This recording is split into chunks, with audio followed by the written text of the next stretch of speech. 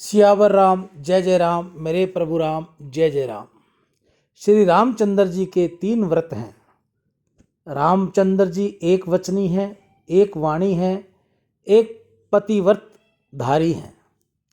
राम जी ने जिस तरह एक वचनी व्रत का पूर्ण रूप से पालन किया, उसी प्रकार एक पत्नी व्रत का भी पूर्ण रूप से पालन किया है।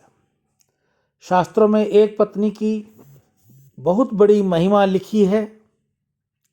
जिस स्त्री के साथ अथवा जिस पुरुष के साथ देव, ब्राह्मण और अग्नि की साक्षी में विवाह हुआ हो, उस एक स्त्री में अथवा एक पुरुष में काम भाव रखकर धर्म की मर्यादा में रहकर जो काम सुख भोगता है, जिसका मन एक जगह स्थिर है, एक में ही है, जो काम केंद्रित करता है तथा अन्य सब स्त्री पुरुषों को निष्काम भाव से, सीताराम जी की भावना से, भगवत भाव से देखता है, वह ग्रस्त होता हुआ भी साधु है।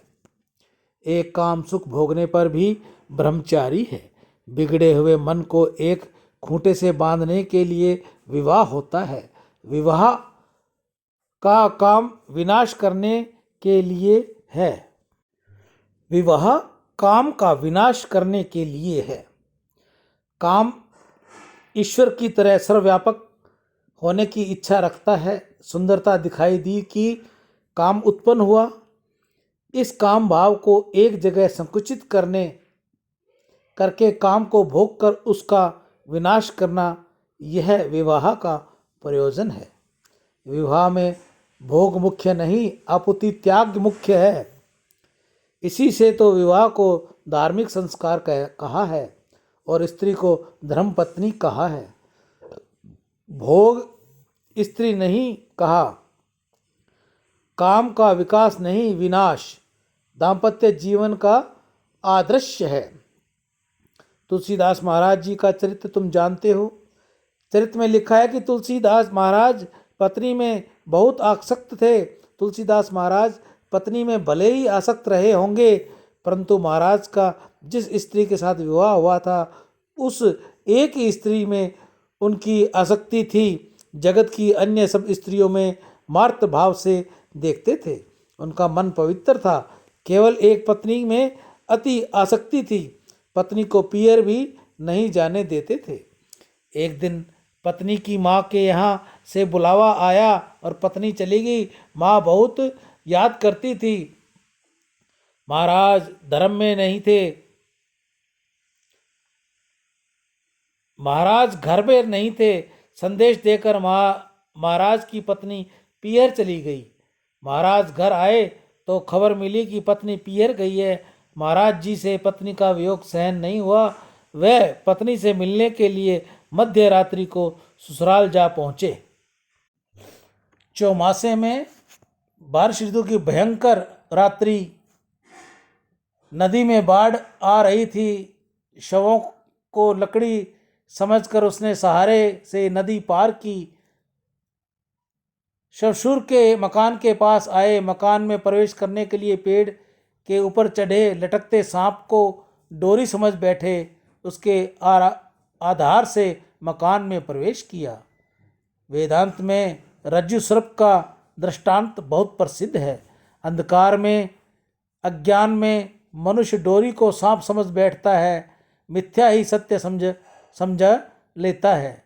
यहाँ तो अतिशय आसक्ति में तुलसीदास जी को सर्प में भी डोरी दिखी। तुलसीदास बहुत कष्ट सहन करके, संकट पार करके पत्नी के पास पहुँचे। पत्नी को आश्चर्य हुआ। उसने गीता गंगा गौ माता की जय दान से अंतःकरण की शुद्धि होगी और भगवत कृपा मिलेगी। आज के दानदाताओं में नितिन शिंदे पुणे महाराष्ट्र, बाबूलाल जी मुलानी LIC वाले हनुमानगढ़, नग नारायण जी पांडे बिहार, सूबेदार मेजर दामोदर जी शर्मा खानगट्टा पीपाड़ा जोधपुर से, गिरधारी लाल जी अपने माता पिता स्वर्गीय श्री सुरजी देवी, स्वर्गीय श्री अमरचंद जी पंवार पाली की याद में आज गौ सेवा का शायद चौथा दिन होगा।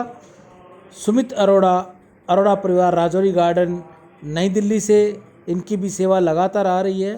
हरीश कुमार जी दिल्ली, सिद्धार्थ जैन बंधु पुत्र श्री अनिल जैन बंधु दिल्ली से, दिलीप व्यास हैदराबाद से, जय किशन जी नीलानी जयपुर से, अनंत आर पाठक महाराष्ट्र से, संजीव शर्मा यूएसए से, प्रेमा त्रिपाठी उर्फ माना बहन पत्नी श्री वाचस्पति त्रिपाठी अल्लाहपुर प्रयागराज से, सुंदरलाल वासुमल तोलानी, ब्रजलाल कोल जम्मू से, अमृता जी भट्ट, भगवान हीरचंदानी, आनंद बजाज, हरिकृष्ण वासना बदायूं यूपी अपने भाई बलराम वासनी की याद में आज गौ सेवा, गिरधर ज्ञानचंदानी मुंबई से जिन्होंने भी आज गौ सेवा भेजी है। गौ माता इन्हीं सभी भेजे हुए गौ भक्तों की मनोकामना पूर्ण करे। इनकी जो भी जैसी भावना है, जो भी मनोकामना है, गौ माता इनकी पूर्ण करे। गौ माता सदैव इनके घर की रक्षा करे, सदैव ये निरोगी काया रहे, इनके बच्चे सदैव माँ पिता की सेवा करें, लक्ष्मी इनके घर में वास करे, रुपए की कभी कमी ना आए और ये दानदाता भक्त सदैव गौ सेवा में अग्रसेन रहें। दान देने से अंतःकरण की शुद्धि होगी, भगवत प्राप्ति मिलेगी। आपके द्वारा दिया हुआ दान न जाने कब आपके समूह आगे आ जाए और आपका कल्याण कर दे। तो मानव शरीर को गौ सेवा जरूर करनी चाहिए। आप में से भी और जो कोई भाई बहन गौ सेवा करना चाहे तो हमने वीडियो के लास्ट में बार कोड दे रखा है, आप उसमें